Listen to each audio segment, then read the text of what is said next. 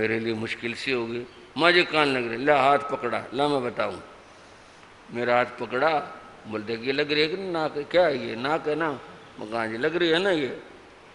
अब मैं समझ कुछ हो रहा था, वो कह रही थी इसको। मैं हंस पड़ा। वो कहा जी हाँ ऐसे मेरे को बका रहे थे आप, वो तो नहीं लग रही जो आप कह। बोले मैं तो यही कह रहा था ना भाई ये लग रही है। मैंने कब कहा गंदा लग रहा? मैंने तो नहीं कहा तेरे को, मैं तो ये कहा नाक लग रही है तेरे, नाक लग रही देख लो। ये उनके विनोद की बात थी, हास्य की बात थी। मैं भी हंस लिया, गुरु महाराज हंस लिए। फिर बोले, वो फिर कृपा करी उन्होंने, कहने लगे शरीर पता क्या है? काया कोठी गार की धो 100 बार। ये जो काया है ये तो मिट्टी की बनी हुई कोठड़ी है, और इसको चाहे 100 बार धो लो कभी ना होवे उजली। मिट्टी की कोठड़ी को कोई धोएगा उज्जवल नहीं होगी, उम्र गाना पैदा हो जाएगी, उल्टा होए खराब और खराब होगी। इस पर शरीर पर तूने इतना ध्यान दिया, ये नहीं सोचा कि शास्त्र का टाइम है, स्वाध्याय का टाइम है, ये तो बाद में भी हो जाता। ना होता क्या फर्क है, अपन तो साधु हैं, तूने साधु बनना है, क्या खास बात थी? ना नाता और बाद में कर लेता। शास्त्र का टाइम खोया, अब वो तो नहीं वापस आ सकता। मैं गंभीर हुआ, मखा जी वो वापस तो नहीं आ सकता, और तूने खो दिया। इतने काम की बात थी, शास्त्र भगवान की वाणी, और भगवान की वाणी हम पढ़ रहे हैं, स्वाध्याय कर रहे हैं, वो इतने काम की चीज़, और उस समय तूने खो दिया। बस और तो कुछ हुआ नहीं। मैंने माथा टेका, माँ जी गलती होगी, आगे नहीं होगा, आज के बाद नहीं नहाऊंगा, बाद में नहाऊंगा, नहाना होगा तो जी गलती होगी। बोले कोई बात नहीं, गलती सुधार ले, आगे ध्यान रखिए। स्वाध्याय के समय और कोई काम नहीं करना, स्वाध्याय के समय केवल स्वाध्याय करनी, और कोई काम नहीं करना। आपने 2 प्रसंग सुने उनके स्वाध्याय के विषय के अंदर, वो इस बात को महत्व देते थे और कहते थे कि स्वाध्याय साधु की बड़ी चीज है, स्वाध्याय करो, समय का उपयोग करो, समय अनमोल है, इसको खोना नहीं चाहिए। ये उनके समझाने के अपने तरीके थे, उनके समझाने के तरीकों की बात कर रहा हूं। हमने जीन नगर से बिहार किया, बिहार किया, वो मेरे जीवन का वैराग अवस्था का पहला बिहार था। गांव दर गांव ठहरते हुए जा रहे थे, मैं गुरु महाराज के साथ साथ चलता था। एक जगह से हमने बिहार किया, तो मैंने गुरु महाराज से, तब तो मैं शुद्ध गांव की भाषा बोलता था, मैंने गुरु महाराज से कहा जी 30 ला गया ही, 30 प्यास को कहते हैं गांव में, त्रिशा से 30 बना हुआ शब्द है। मैंने कहा जी प्यास लगा है, 30 ला गया ही। बोले अच्छा। मैं कहा हाँ जी। देख ली इधर उधर कुछ दिखाई देता हो तो? जंगल था सीधा, कोई कहीं पर कुछ प्यास पानी का साधन था नहीं, कोई कुआं या कोई और बर्मा कोई चीज़ थी नहीं। माँ जी कुछ नहीं। बोले कोई बात नहीं, आगे मिल जाएगा। आगे हम और कुछ दूर चले, एक जगह कुआं आया, सड़क से थोड़ी सी दूर के ऊपर। उस कुएं पर एक बहन स्त्री पानी भर रही थी। बोले ले तेरे मतलब की चीज आ गई। साधु की भाषा देखो किस तरह बोलते, तेरे मतलब की चीज आ गई। महाजी मैं पानी पियाऊं? बोले तेरी मर्जी है। मैं जी गया, वहां जाकर मैंने उस महिला को, बहन को, उसको मैंने कहा गांव की भाषा में ही सीधे से पानी पिलाइए, मगर पानी पिलाना। उसने एक बार तो मेरी तरफ देखा, फिर कोई ध्यान से नहीं दिया। वो अपने पानी निकालने में, घड़ा भरने में, फिर बाल्टी डालने में, उसमें लगी रही। मैंने दोबारा भी कहा, माँ पानी पिलाइए, उसने कोई ध्यान नहीं दिया। मैं जी वापस आ गया। गुरु महाराज ने मेरा चेहरा देख लिया। वो तो कहते ना एक शब्द है पंजाबी में, जानी जान, वो तो वो महापुरुष ने देख लिया। बोले क्या बात हुई? माँ जी उसने पानी पिलाया नहीं, पानी नहीं पिया। गुरु महाराज बोले तने क्या कहा था उसको जाके? उन्होंने सुना थोड़े था, वो तो दूर था। उनके मैं ज्ञान की बात बता रहा हूँ। बोले तूने क्या कहा था उसको? माँ जी कुछ नहीं। बोले कुछ तो बोला होगा। माँ जी ये कहा था पानी पिलाइए। गुरु महाराज बोले ऐसे थोड़े पानी मिला करे। माँ जी और क्या कहूँ? बोले वहां जाके यूं को बुआ पानी पिलाना। हंस तो लो एक बार थोड़ा सा बोले बुआ पानी पिलाना। माँ जी वो नहीं पिलाया, मैं 2-3 बार कहा, उसको पिलाया नहीं। बोले कहकर तो देख ले, जाकर तो देख ले। गुरु महाराज ने कहा, मैं फिर चला गया। मैं गया, जाकर मैंने वैसे ही बोला, माँ बुआ पानी पिलाना। मुझे फट मेरी तरफ देखा और क्या बोले, आजा बेटा आजा। मैं नजदीक आ गया, उसने बाल्टी ली और बड़े अच्छे बोले ले हाथ धो ले पहले। छोटा ही था ना बच्चा था। उसने मेरे हाथ धुलाए, हाथ धुला के फिर बोले ओक कर ले। उसने पानी पिलाया। फिर बोले, वो भी हरियाणा था ना, बोले कितका से तू? मैं तो गुरुआ के साथ हूँ, साधुआ के।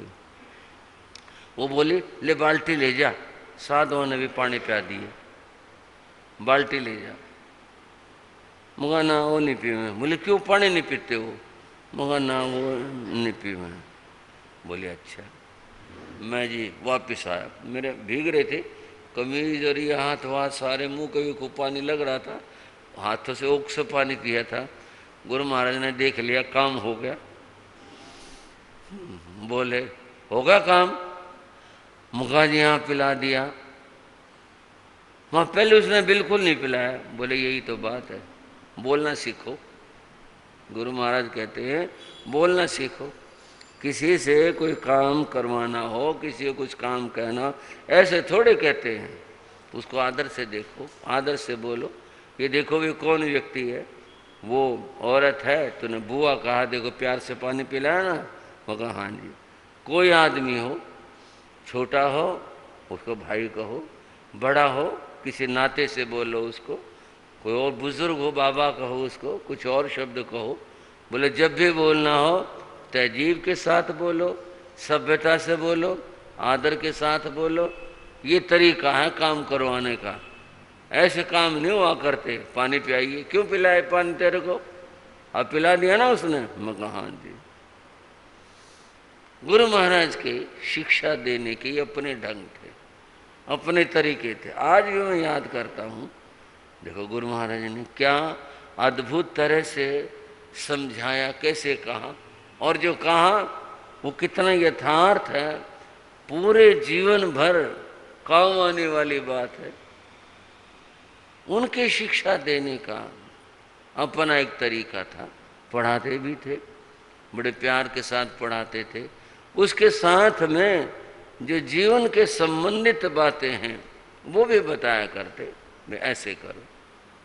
अध्यापक मुझे पढ़ाने आता, एक बार उन्होंने देख लिया, देखा ये कि मैं आसन पर बैठा था, किताबें रखी थी और एक आसन मैंने अध्यापक के लिए बिछा रखा था। देखा क्या, उन्होंने अध्यापक आया और मैं बैठा रहा, वो आकर के आसन पर बैठ गए, फिर उन्होंने पढ़ाया। उसके बाद मुझे बुलाया उन्होंने, बोले पढ़ने का तरीका सीखो। माँ जी हाँ क्या बात है? बोले ये तरीका थोड़े है जैसे तूने किया। मैं सोचा माँ पता नहीं क्या गलती होगी। माँ जी की बात होगी, ऐसे नहीं। जब अध्यापक आए खड़े हो जाओ, आसन से नीचे उतरो, अपने आसन से नीचे उतरो और आए तो उसको नमस्कार करो। जब अध्यापक बैठ जाए फिर आसन पर बैठो। ये तरीका है। आज भी याद आती है बात। मैंने गुरु महाराज ने देखो उसमें क्या कृपा की थी, क्या बताया था, क्या तरीका होता है पढ़ने का, कैसे व्यवहार करना चाहिए, किस तरह से व्यवहार करना चाहिए। उनकी बातें बंधुओं अद्भुत थी। और वचन सिद्धियों की बात तो मैं रोज ही सुनाता हूँ उनकी। जो वो कहते थे पता नहीं क्या होता था, ऐसे सहज में कृपा करते, बिल्कुल ऐसे आसानी से, और बात हो जाती तब हाँ गुरु महाराज ने कही थी बात। एक बार बड़े मजे की बात हुई। हुआ ये कि हम यानी गुरु महाराज अमीनगर सराय थे, जिसका मैं कई बार नाम लेता हूँ, वहीं गुरु महाराज का देवलोक वहीं पर हुआ था। तो वहाँ थे, वहाँ शाम को 5-10 भाई सामायिक करने आते थे। हर रोज का क्रम होता था और लगभग उनका समय 8 बजे से 9 बजे के आसपास का था। कोई 7:30 आ गया, अपने टाइम पे चला गया, कोई 8 से 9 में आ गया, लगभग ये था समय आते थे। वो जमाना सन 67-67 का। उस जमाने के अंदर तो वैसे भी बिजली के साधन बहुत कम थे, स्थानकों में तो होती ही नहीं थी बिजली। वो जो भाई आते थे वो समय देखने का बड़ा चक्कर पड़ता। देखो रे क्या बज गया, अब अंधेरा होता था, घड़ी दीवार के ऊपर होती थी, तो तू देखियो भाई तेरे को ज्यादा दिखाई देगा, ज्यादा मतलब यंग होने से, इसलिए भाई जरा देखियो क्या बज गया। वो ये मामला कई बार रहता है, देखियो भाई सामायिक आगे नहीं आ गई। एक दिन भाई आपस में बोले भाई कोई दिल्ली जाता हो तो एक टाइम पीस मंगवा लो, टाइम पीस उससे, और वो मंगवाना जिसमें रेडियो लगा हुआ हो ताकि रात को सामायिक वालों को आसानी हो जाए। बोले ठीक है। 2-4 दिन में कोई जाता आता था दिल्ली, उससे वो घड़ी मंगवा ली। पहले घड़ी आती थी फाबर लूबा की, कंपनी का नाम था फाबर लूबा, स्टील की बॉडी होती थी, अच्छी सुंदर सी घड़ी टाइम पीस होती थी। वो आ गई, बड़ी आसानी होगी सामायिक करने वालों को, वो एकदम से दिखाई दे जाए भाई ये बजा है, कोई दिक्कत दूर होगी। और जाते हुए भाई उस घड़ी को गुरु महाराज के आसन के पास रख जाएं, भाई गुरु महाराज को रात को समय देखना पड़े, वहाँ रख जाएं। बाकी तो फिर वो एक वहाँ वो थे पैंडी जिसे कहते हैं, उसके ऊपर रख देते। कुछ दिन घड़ी का बड़ा आराम रहा। एक बार क्या हुआ, कोई एक युवक था, लड़का, वो थोड़ा ऐसा ही था, मतलब वो ठीक सा नहीं था। ठीक सा का मतलब चोरी वोरी की आदत थी उसमें। वैसे वो पता था, परिचित था, भाई वहाँ का फलाने का लड़का है, उसकी आदत ऐसी थी। वो दर्शन करने आ गया, उसके वो घड़ी समझ में आ गई।